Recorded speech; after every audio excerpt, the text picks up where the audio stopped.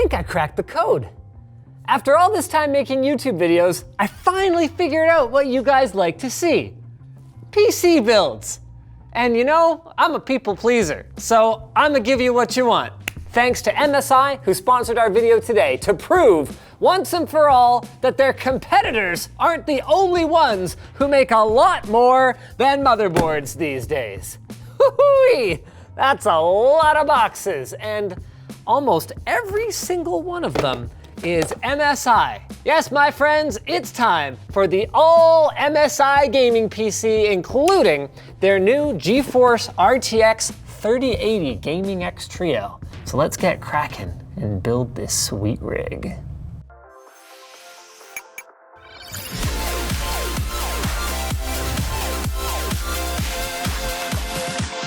Of course, even though they make more than motherboards, that's still where we're gonna start with the MSI MEG Z490 ACE.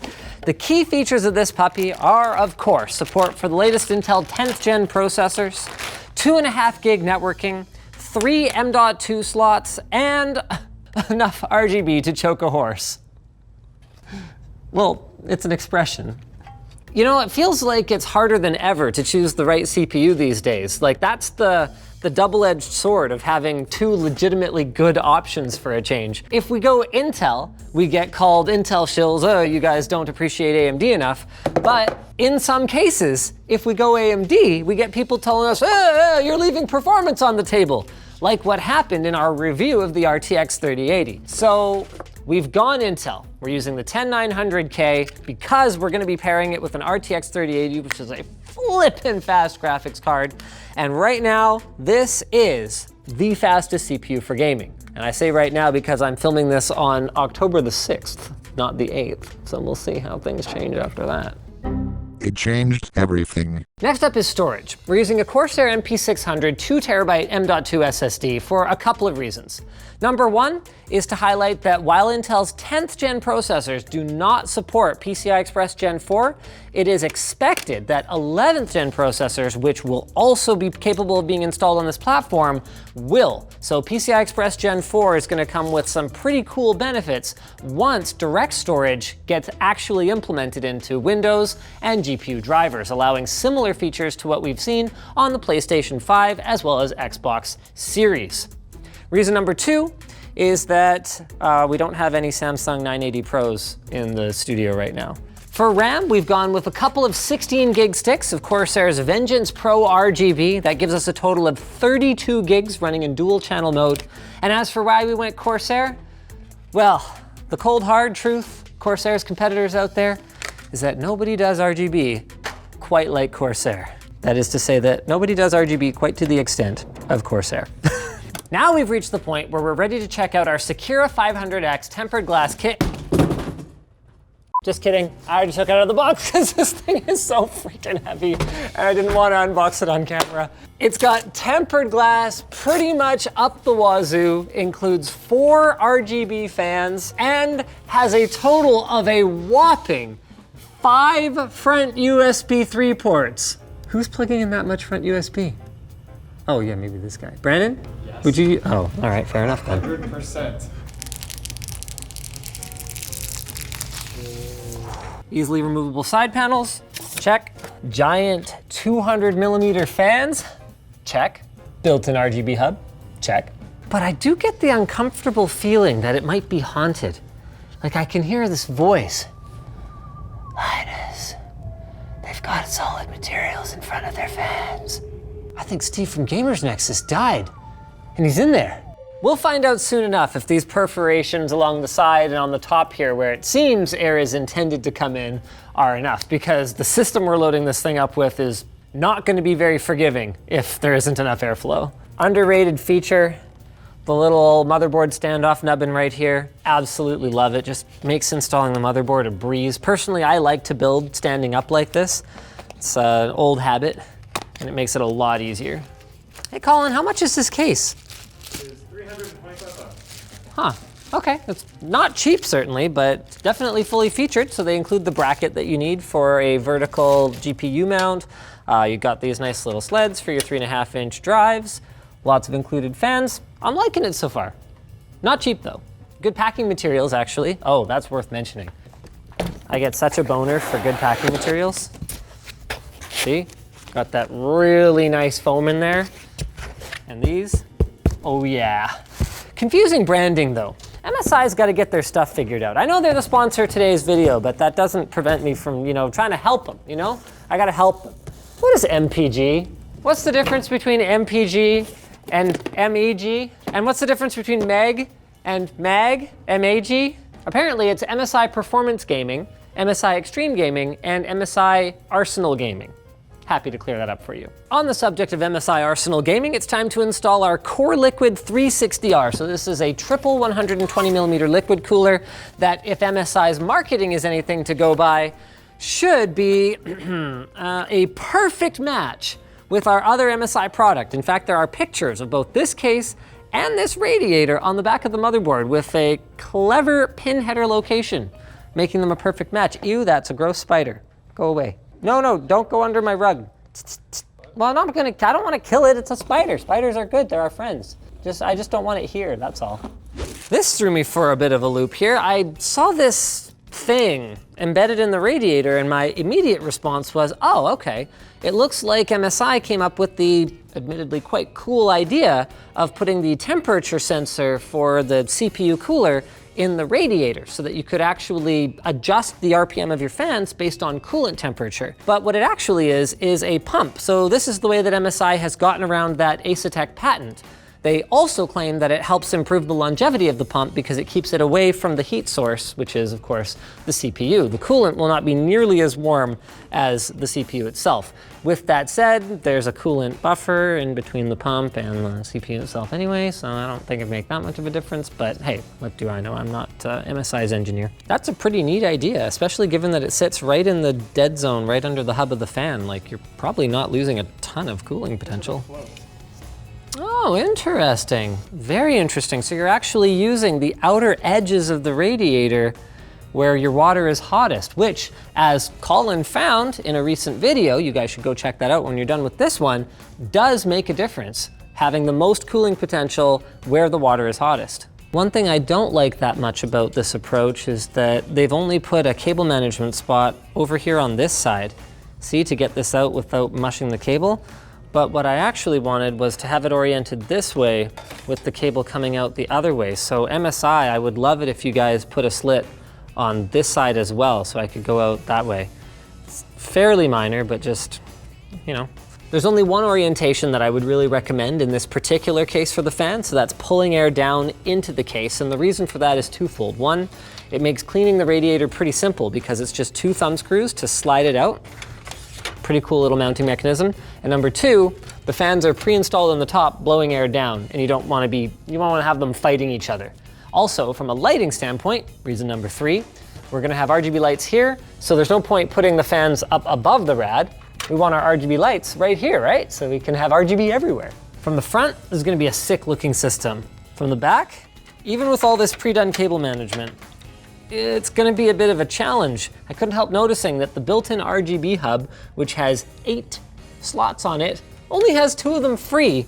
So, it looks like for the fans for the radiator, we're going to need to take advantage of the daisy chaining feature here. If I can figure out which one is which, so that we only use up the 1 port. Then for the fans, we're going to have to use the included 3-way splitter to plug this into the CPU fan header, and then this into all 3 of the fans, and then we'll just cable tie it down. Okay, I went from happy about the abundance of headers on this motherboard that made it super easy for me to plug in all of my system fans and all that cool stuff to being, son, I am disappointed, because there's literally a picture of this case on the back of this motherboard box. This case has 2 of the older style USB 3.0 connectors. This motherboard only has 1 of that style header. So 2 of my USB ports at the front are going to be dead. Now MSI can solve this problem by just including a USB 2 to USB 3 adapter so that I could have 2 of them just be USB 2, but still work. But it doesn't appear to be included for now, so they could still make me happy. While you might say that an HX1000 power supply is overkill, we've actually found in our RTX 3000 series testing that NVIDIA's recommendations for power supply, for the first time that I can remember, might not be overkill. And in fact, you might be better off going with something even higher than what they say, because there tend to be these spikes in power draw that can trigger the overcurrent protection of a lesser power supply. So 1,000 watt power supplies, for the first time in the 10 years they've existed, they're not pointless. One thing to watch out for if you've got a longer power supply is, look at this. Not a lot of room between this hard drive cage and the back of the PSU. There's no way I'd be able to plug in cables right now. The good news is most people don't have a ton of hard drives these days, and you can remove this cage. It looks like there's a couple of screws in the bottom, so we're gonna pop this out to give us some more room to run all our cables. We've got two options here. We can either mash these cables, because this power supply is a little bit on the long boy side, or we can actually use this cover plate here to fill in the gap. Which do you prefer? Cover plate. Cover plate? Oh, all right, well that's easier.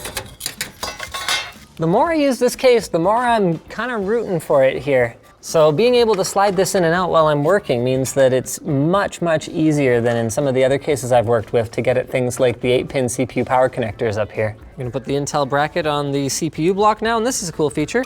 You can actually rotate the logo here to make sure that it's oriented the right way, and then you can have your tubes kind of wherever's most natural for you. It's kind of nice. Oh, they're shooting a short circuit on the new Google speaker over there. That's why we got Crab Rave in the background.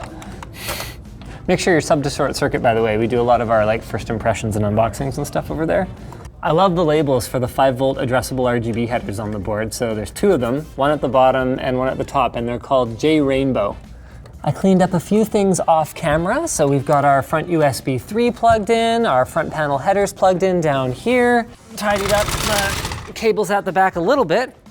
Is that acceptable? Can we accept that? All right, we're going with acceptable, and now it's time for my favorite part, graphics card.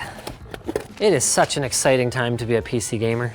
Not because of the 3080 specifically, necessarily, but the whole 3000 series is just turning the existing, price to performance ratio on its head.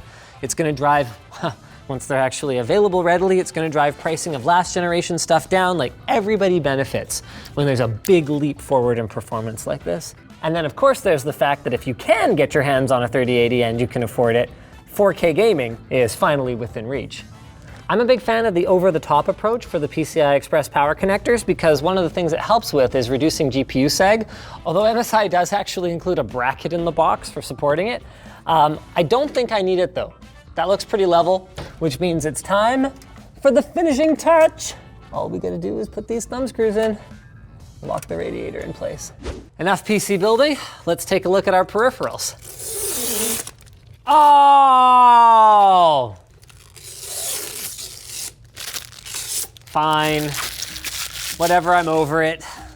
This is the MPG 341 CQR. It's got HDR 400 support.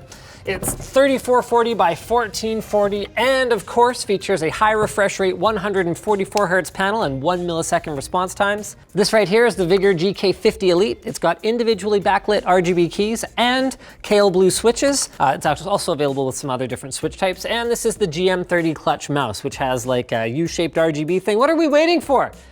Let's fire this thing up and see the RGB. This looks flippin' awesome. Same goes for the top. Damn, can you see that?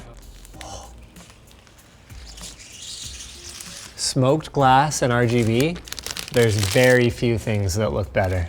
I like it. They even managed to get the MSI tacky dragon shield thing on there and have it not look too bad. Oh yeah, I didn't talk about their wrist rest thing they included. They really sent over MSI everything. It's actually really nice. It's super mushy. Another thing they nailed is enough space behind the motherboard tray that you can actually close the door as long as your cable management isn't horrible. We are on Ultra Nightmare absolutely everything, running at 3440 by 1440, and we have not dropped below the refresh rate of this monitor, which is 144 Hertz. Butter smooth! Of course, the question wasn't whether or not this rig was gonna run games real well. I mean, it's RTX 3080 and a 10900K. What do you think's gonna happen? The question is whether the thermals will hold up. Hey, there we go. All right, the fans are definitely going now. You can really hear the difference. All right, let's load a checkpoint. And let's pop open hardware info and see how high we went on our temps here. Our CPU, wow. Our CPU is pinned at 5.1 gigahertz. Pretty happy with that. Sitting at around 70 to 75 degrees. Okay, that's reasonable. With our preliminary results, we're just gonna pop back into Doom here, reset the timer, and then what I wanna see is after maybe another 5 minutes of playing, once it's already heated up in there, what's the minimum clock speed we see? So the rated boost clock on this card is 1815 megahertz, but honestly, I expect better. More like 2 gigahertz if it's actually doing its job.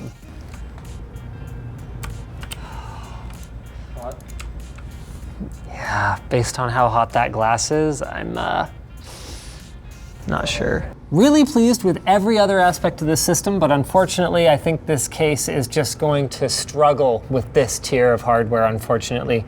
The glass is hot to the touch. And if we go ahead and pop open hardware info here, we're gonna see that our GPU clock went down as low as 1830 megahertz. That is technically within spec, but everything you need to know about how hard this poor thing is working, you'll know when I do this. Hear the fans turning down? Can you hear that? Yeah. Everything else, great.